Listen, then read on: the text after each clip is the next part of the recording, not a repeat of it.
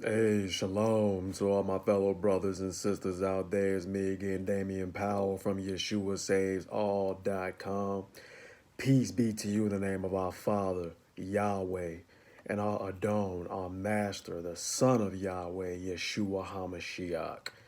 So today, my fellow brothers and sisters, we're going to talk about should women wear makeup or high heels. Now, I know this is not a popular topic, but it's an important one that must be discussed because some may be unaware of what Scripture says about this. This is not to judge anyone, but it's simply to raise awareness about the situation out of love. And I pray that you listen to this entire broadcast before drawing a conclusion because it's important to understand that the ways of the world must be unlearned when we follow our Messiah Yeshua. So with that, we'll turn and see what Scripture as it says, and I always pull from multiple books, and I'll explain why I do because they belong. But let's go ahead and discuss it. Enoch chapter 8, verse 1 through 3 says, and Azazel, which is a fallen angel, taught men to make swords, knives, shields, and breastplates, and made known to them the metals of the earth, and the art of working them, and bracelets and ornaments, and the use of antimony. And I want keep that word antimony in mind because we're going to define it in a minute.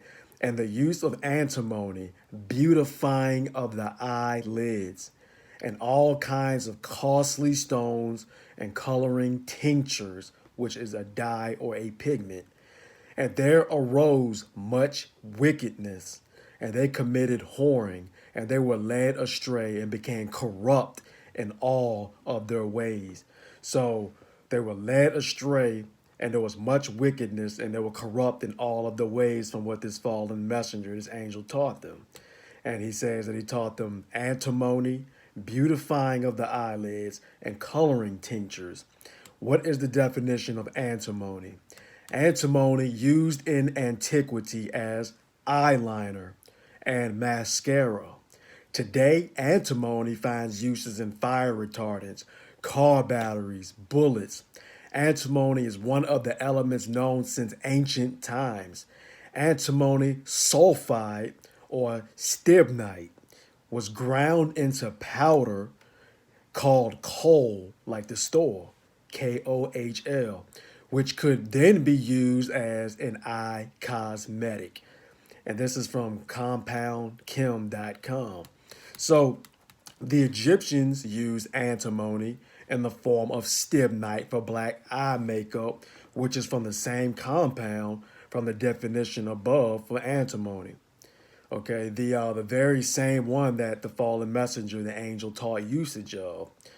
Uh, Encyclopedia Britannica, Volume 5, page 196 says the use of cosmetics is very ancient. Evidence of the use of makeup and aromatic ointments has been found in ancient Egyptian tombs dating back to 3500 BC.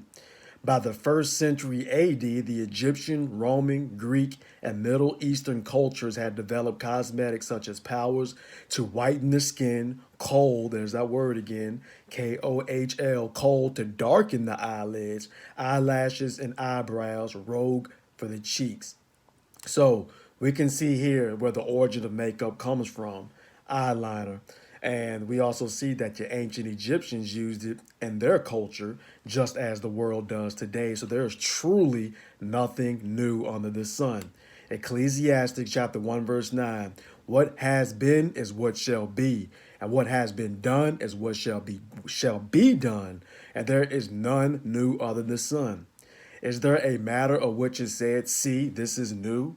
It was already here long ago because it was taught by fallen messengers. Okay, now, makeup is applied to actors, actresses, news anchors, both male and female. And I know that there are many out there who say, well, they like to wear makeup. And what if they put it on modestly so that nobody even notices it? Personally, knowing the origin of makeup, I would not encourage anyone, any woman, or any man to do so. Now, I'm not saying that women are doing this intentionally to look like harlots, or they are doing it intentionally to be evil or to seduce men, because some women honestly don't know the origin or what's going on with it. The intention is for this to be a wake-up call for all the believers in Yeshua. Enoch chapter 9 verse 6, you see what Azazel, the fallen angel, has done, who has taught all unrighteousness. All the things that he taught, all unrighteousness on earth, and revealed the eternal secrets which were in the heavens, which men were striving to learn. So this was Michael, Uriel, Raphael, and Gabriel. Those four went to Yahweh and told him, although Yahweh already knew because he knows the end from the beginning, but they said this is what they told to him, and said he revealed all the eternal secrets which are in the heavens, which men were striving to learn. Okay? As followers in Yeshua, we need to be modest and not draw unnecessary attention to yourself. Okay? We're called to be separate and not be a part of this world. 1 Peter chapter 3, verse 1 through 3. In the same way, wives, be subject to your husbands, so that if any are disobedient to the word, they without a word might be won by the behavior of their wives, having seen your blameless behavior in reverence. Your world should not be outward. Your world should not be outward, arranging the hair, wearing gold, or putting on of dresses. So Peter is saying for women to concentrate on their inner character and not putting an emphasis on their outer appearance to draw attention to themselves, causing a distraction. Be meek, be modest, so that the inner character of the righteousness will shine through. Now, other witnesses against makeup. I gave you the book of Enoch. So now we'll go and look at some of the 66 book canon. Matthew chapter 18, verse 16, but if he does not hear, take with you one or two more, that by the mouth of 2 or 3 witnesses every word might be established. And then John chapter 5, verse 31 through 32, Yeshua himself says, if I bear witness of myself, my witness is not true. There is another who bears witness of me, and I know that the witness which he witnesses of me is true. So we must base everything off of witnesses and weigh the evidence and then side with the most witnesses. Many people reject the book of Enoch, and Elohim willing, I'm going to do a broadcast about why that book belongs in the Bible. But they reject it without ever reading it for themselves or comparing it with the 66 book canon. However, there are many scriptures agreeing with Enoch that witness against the beautifying of eyelids, painting the face, antimony, mascara, eyeliner. Let's look at Ezekiel chapter 23, verse 1 through 6. And the word of Yahweh came to me, saying, Son of man, there were 2 women, daughters of one mother, and they whored in Egypt. They whored in their youth. There their breasts were handled, and their maiden nipples were squeezed, and their names were Aholah, and the elder was Aholibah, her sister, and they were mine, and they bore sons and daughters. And their names, Samaria is Aholah, and Jerusalem is Aholibah. And Aholah whored while she was mine, and she lusted for her lovers, the neighboring Assyrians, dressed in purple, officers and rulers, all of them desirable young men, horsemen riding on horses. Verse 11, her sister Aholibah saw this, yet she became more corrupt in her lust than she, and in her whorings more corrupt than her sister's whorings. Verse 17 through 19, and the Babylonians came to her in the bed of love, and they defiled her with their whorings, and she was defiled by them, and her being turned from them in disgust, and she uncovered her whorings and uncovered her nakedness. And then I turned my being from her in disgust, as my being had turned from her sister in disgust. And she increased in her whorings, remembering the days of her youth, when she whored in the land of Egypt. Verse 39 through 40. For when they had slain their children for their idols, on the same day they came into my sanctuary to profane it. And see, this is what they did in the midst of my house. They even sent for men to come from afar, to whom a messenger was sent. And see, they came, for whom you washed yourself, painted your eyes, and adorned yourself with ornament. Verse 43 through 44. Then I said concerning the one worn out in adulteries, now let them commit her whorings, even hers. And they went into her as men go into a woman who is a whore. Thus went Aholah and Aholibah, the wicked women. Wow, so let's break that scripture down. So we see the metaphor of Yahweh using Samaria and Jerusalem as women that belong to him. But Yahweh shows how they committed adultery. They were wicked and they went after many lovers. And then he says that they even sent for men to come to them just as a prostitute waiting for the next transaction. And they painted their faces in advance as part of what they did to allure the nations/men. Seduction. Solomon and the book of Sirach agree with eye paint being used for this purpose. Proverbs chapter 6, verse 23 through 25 says, for the command is a lamp, and the Torah a light, and the reproofs of discipline a way of life, to guard you against an evil woman, from the flattering tongue of a strange woman. Do not desire her prettiness in your heart, neither let her captivate you with her eyelids. So Yahweh said that the adulterous women with painted eyes were wicked, and Solomon says the adulterous woman with painted eyelids is evil because of their actions and their appearance. Sirach chapter 26, verse 9. The whoring of a woman is known by her haughty looks and eyelids. So all of them agree. The whoring of a woman is known by her haughty looks and eyelids. That's because she's painting her eyelids. Proverbs chapter 6, verse 16 through 17. These 6 Yahweh hates, and 7 are an abomination to him. A proud look, a lying tongue, hands shedding innocent blood, a heart devising wicked schemes, feet quick to run to evil, a false witness breathing out lies, and one who causes strife amongst his brothers. Now notice how Yahweh says that he hates a proud look. It takes most women, honestly, let's be honest, it takes women most of the time hours to put makeup on to get ready so they can enhance their eyes and facial features. Doesn't this apply to a proud look or vanity? By one spending time in a mirror to apply paint on the face perfectly? The definition of vanity is excessive pride in or admiration of one's own appearance or achievements. So the word pride is used in the definition of vanity, which is one of the things that Yahweh hates. I think it's interesting to note that the OxfordStudent.com adds this. In the 1700s, Parliament declared that women who seduced men into marriage through the use of makeup could have their marriages annulled as well as face witchcraft charges.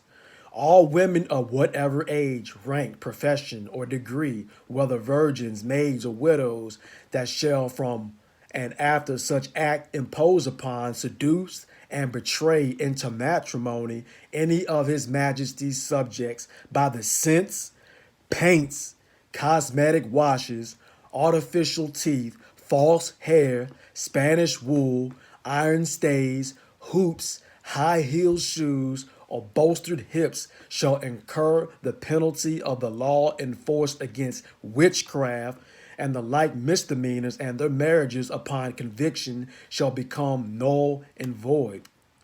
This shows the extreme constraints women were put under, even if wearing high-heeled shoes led to being punished as a witch. Wow, so look at this. Now, I thought it was interesting to see that even another culture, they viewed it this way, right? And I just want to point out a quick note about high heels here. How they even equated high heels to witchcraft in the parliament, right? So they said it was forbidden there, but let's see what Yahweh says. In Deuteronomy chapter 22, verse 5, he says, a woman does not wear that which pertains to a man, nor does a man put on a woman's garment, for whoever does this is an abomination to Yahweh your Elohim. So would it come as a surprise to people that high heels were made for men first and not women first?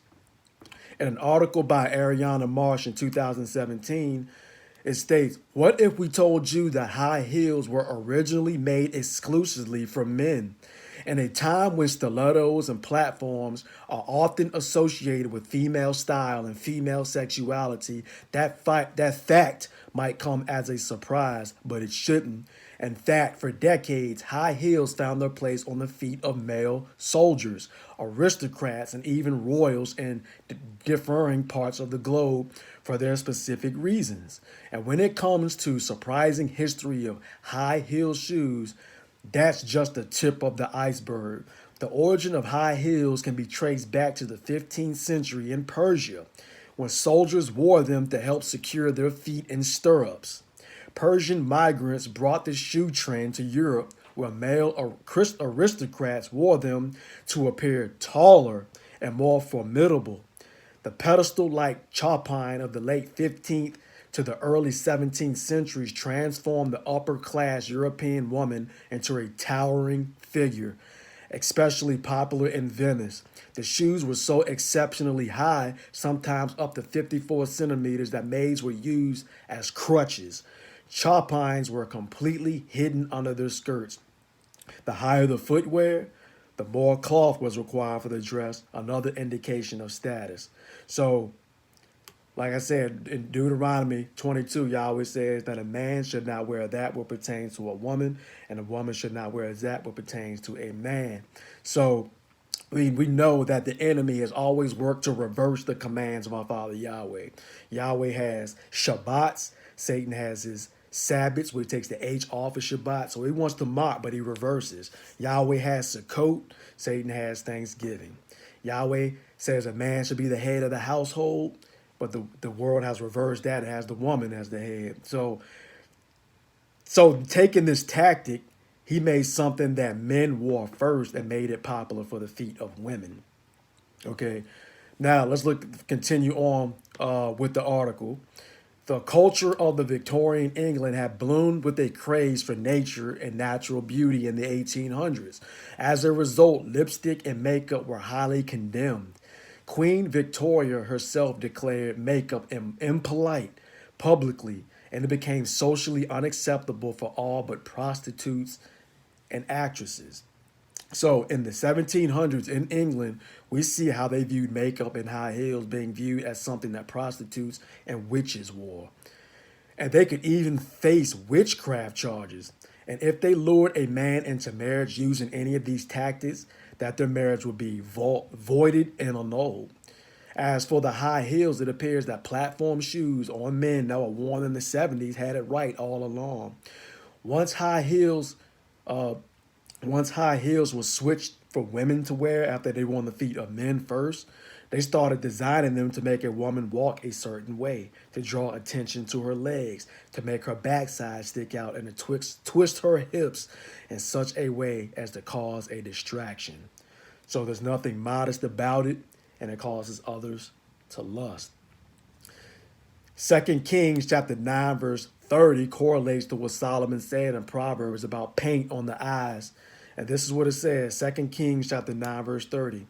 And Yahoo, or your King James may say Jehu, came to Israel, and Jezebel heard of it and put paint on her eyes and adorned her head and looked through a window. So Jezebel put on makeup, mascara, or eyeliner on her lids to draw attention to herself and attempt to seduce Jehu, thinking that this would prevent him from killing her. Now, I want to share something. Jezebel's name literally means exalted of B-A-A-L. Okay, we know that B-A-A-L is the pagan deity, and you can look at Numbers chapter 25 for this.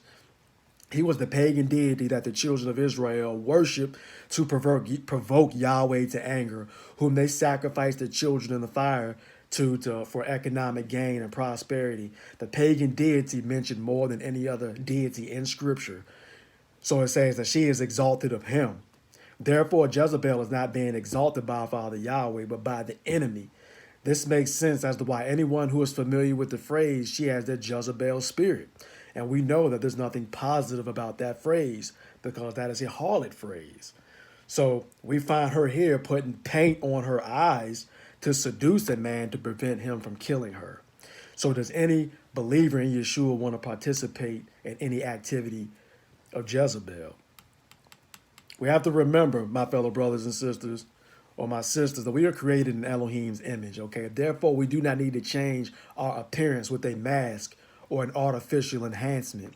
Satan hates the fact that we are created in Elohim's image. And when he sees us, he is reminded of our Father Yahweh, his son Yeshua, whom he rebelled against. Therefore, he wants you destroyed at all costs and wants you to cover up your face with a mask. The word mascara in Spanish means mask. Okay? Mascara in Italian means mask. In Portuguese, mascara means mask, soot, or black smear. So we can see some of the origins of where this is coming from. It's hidden right there in it. Mascara, mask in other cultures. My sisters, please do not cover your face with a mask. If you have any doubts about this, please take this to our Father Yahweh and his son Yeshua in prayer. Okay, like I said, it's not my intention here to judge anybody, but it's to wake up fellow sisters in Yeshua so that we can walk in emet in truth and not be deceived by the ways of this world. We are called to be separated from this world, not to be a part of this world. So as always, may our Father Yahweh bless you in Yeshua HaMashiach's name. Amen. Thank you for joining in.